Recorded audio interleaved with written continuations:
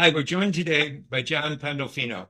John is a doctor at Northwestern Medicine in Chicago, and he has been working on a really interesting new technology, which we are excited to talk to him about. Uh, John, welcome. Thank you very much. We're pleased. We're glad you could take the time from your business schedule to join us today. So, tell us a little bit. You're a specialist on the esophagus, we understand, and you've come up with a novel new uh, way of treating. But before we get into the details of that, I'd like to dial back a little bit and let's kind of get to the basics. Like, who are the people that would come to see you? What are the conditions that they would have that would bring someone that would see you that would be able to take advantage of this great new technology? Basically, I'm a gastroenterologist by training. Most of my research is focused on physiology, and I have a subspecialty in the esophagus.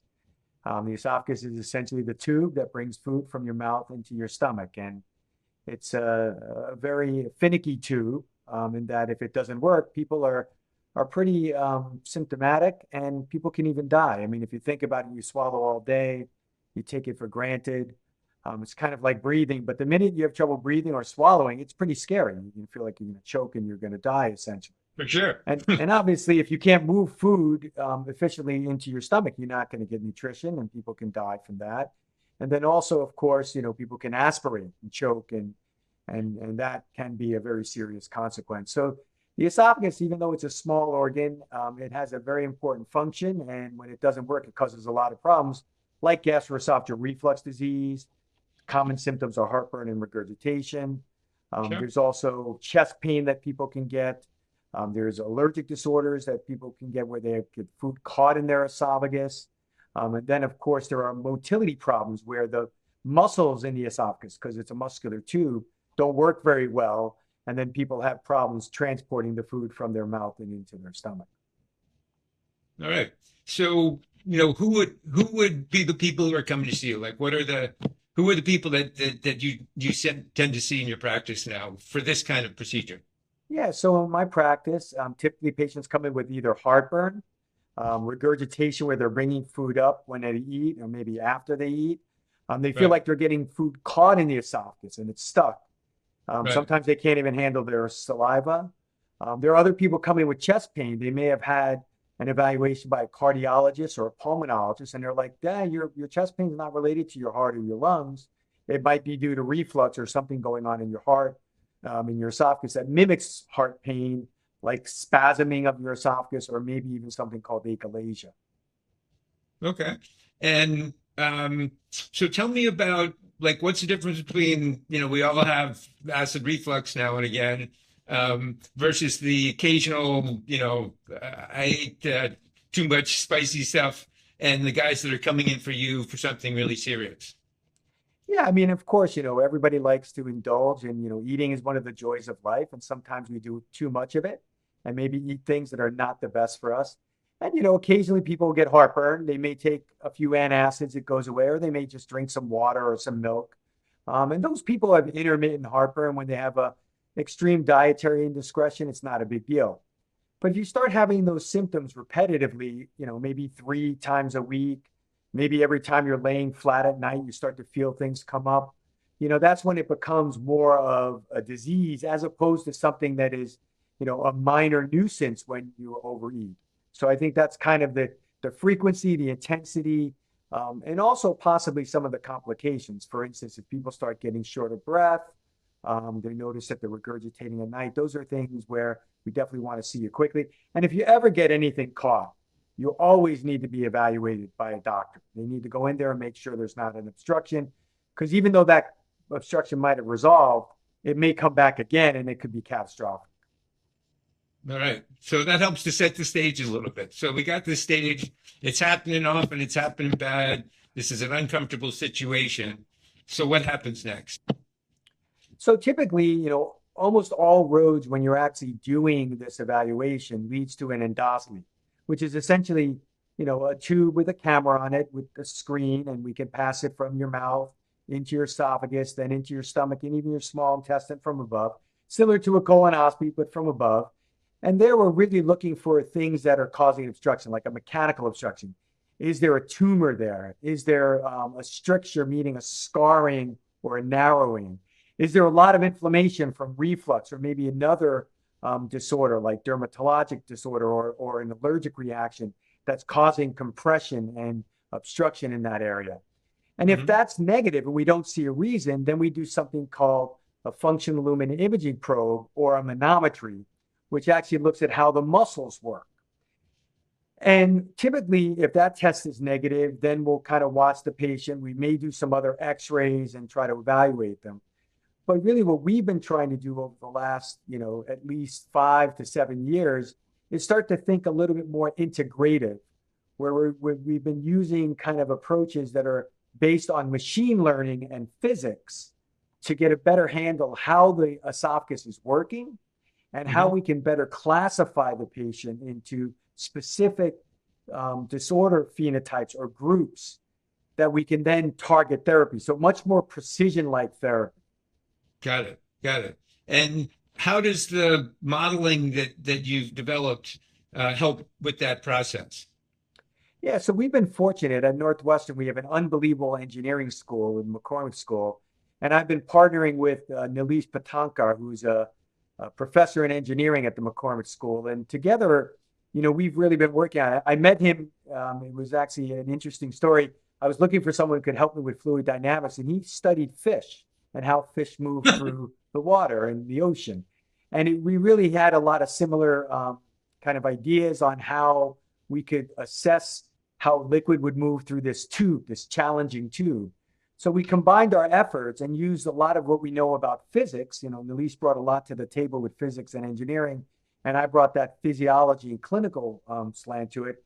And what we started to do was develop these mechanical or mathematical models, which are essentially these brute force simulations, where we started to create what we believe to be a virtual esophagus or an in silico esophagus. It's an esophagus that is defined purely on math. And by Okay. doing that, we could actually test various scenarios or what we call regimes to see if the liquid would move from your esophagus into your stomach and whether solids could move. And then we could play around with it and give it various defects or test maybe how some surgeries would work. Right. That sounds really, really interesting. So, is this like, it's just to help kind of put it in context? Are we like talking about putting a bunch of information into ChatGPT and then getting it to spit you out something? Or are we talking about something a little more graphic? Like, how does, when you say virtual, first thing everyone thinks is like, you got a screen and you see an image of a esophagus. What kind of exactly virtual are we talking about? So it is heavy calculations and numerical presentations, but we can put it out in a form that looks like a cartoon almost of your esophagus, top part of Okay. your stomach, and how it works.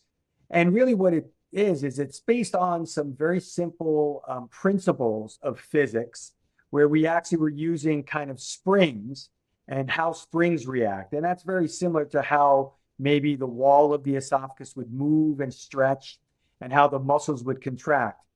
And then as we got more and more data from real clinical studies where we're actually studying the flip and how the flip and the manometry tool, which actually measure the pressure, the cross-sectional area, and the geometry of the esophagus, we're able to combine that and input that into these models and really take physics principles with real human data and create this essentially simulated esophagus. And we can change that esophagus based on the individual's numerical calculations from how we measure how their esophagus works. So can you give me an example of it in action? Yeah, so we published a recent paper where we actually looked at a specific disease called achalasia. And this disease is very interesting. The word actually means failure to relax. And what happens is the lower sphincter, right at the top part of your stomach and the end of your esophagus, for some reason in these patients, it doesn't open up. It just doesn't relax and allow the food and the liquid to move. So what we postulated, we had a pretty generic model of the esophagus, and we said, okay, let's actually model individual patients' presentation. So we gave the patients distinct patterns of motility or muscle movement. We actually then determined how tight the lower esophageal sphincter would be based on various measurements in different types of patients. And then we decided to put it through a specific therapy, which is the gold standard therapy, and just try different variations. What we do in that particular situation is we cut the lower esophageal sphincter muscle so it opens up. And now the food and fluid move much easier through that obstruction. Well, how deep should that cut be? How long should it be? Does it affect different disease states? So if someone has a specific pattern, is it better to do this kind of cut? So we actually ran this simulation and it actually showed us what the optimal operation would be and which patients that we should be very careful with. So it really actually shaped, in a way, how we are approaching this disease. And that was the impetus to a large-scale NIH trial where we're now looking at variations in the operation to see if maybe we can improve outcomes. That's fascinating. So how do you, when you're doing the modeling, right? How do you determine what's different about one esophagus versus the next? Do you use the endoscope and you're able to take data from what you see with the endoscopes, or how does that? How does that? Yeah, exactly. So the input actually comes primarily from the flip. And what the flip does, it's actually a bag that fills with saline. And when you pass an electrical current through it, it gives you the shape of the esophagus. It applies something called Ohm's law, so we can calculate cross-sectional area in a very high resolution way so that we can reconstruct the geometry of the esophagus. And we can actually also look at the changes that occur in the esophagus and the pressure changes that that causes. And that gives us the input information to then put into the virtual esophagus. So we can say it's contracting at this rate, at this strength. These are the areas where it's contracting most. So we can simulate that patient data. And then we can say, well, what if we cut the muscle this way in this patient? How would they do? Now, of course, when we did this, we did multiple different cuts and simulations and thought about how deep the cut would be and how superficial it would be to kind of give us an idea of maybe what would be the optimal approach. And we have an idea that there may be some nuance to some of what we're doing, that we can actually improve outcomes based on potentially tailoring the actual operation to the individual patient from the information we get from the endoscopy and the flip. So if I understand what you're saying correctly, you're taking various kinds of measurements and data from what you're observing, and you have certain past data as to what's happened in various scenarios, and then you're applying that data to what it is that what you're seeing to get the outcomes. I'm curious. So you obviously, how many cases did you in what you were trying with it for the publication that you did for the data that you were doing? How many cases did you have for that one? Yeah, most of our studies in this range, these physiologic studies, are anywhere from 50 to 100 people. The study that we're running for the NIH will have close to 400 people. Right. And the good thing about this, it'll be prospective. A lot of what we did before was retrospective. We went back and looked at old data that we had, old flip data, and we could input it. Now what we're actually going to do is we're actually going to take, in parallel to this randomized controlled trial that's looking at two different approaches, we're going to actually take the inputs from the beginning, the baseline data, and then figure out what their potential likelihood to respond to these surgeries are. And of course, it's going to be blinded because it'll be prospective. We're not going to know how they're going to do. We can only guess and have an idea later on. And when we go back, then we'll be able to see how well the model actually predicted the outcome. But, we're pretty confident that just from the simulations we've done, it's really helped us understand better how the esophagus works and how it will respond to various stresses. That sounds fascinating.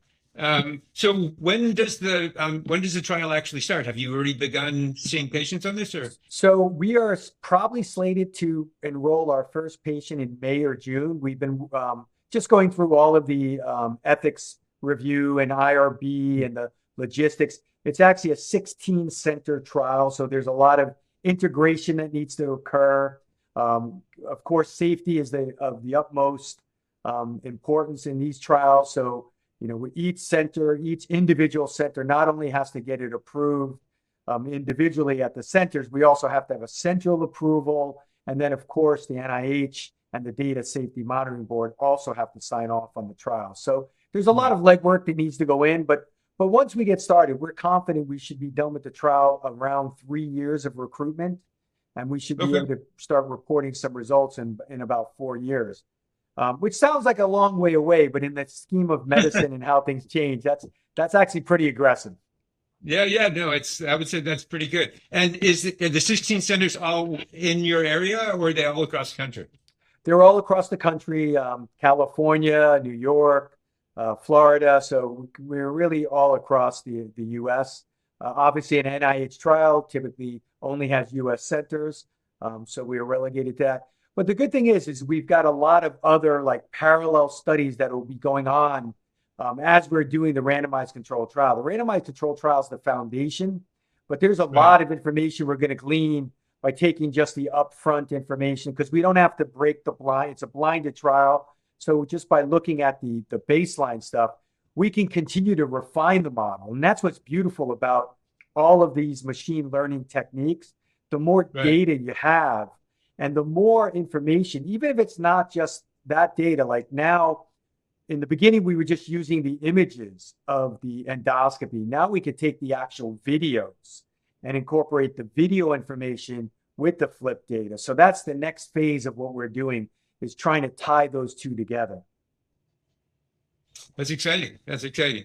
Well, it was great to learn about this new technology. I mean, we always love to kind of hear the latest and most interesting, and this certainly is something that we are going to keep our eyes out over the course of your trial. But also, I mean, I would imagine that this is going to be the same approach is going to be adopted by other people as well moving in the future. So glad to see that you're pioneering it, and we're certainly wishing you the best of luck for your upcoming clinical trial on it.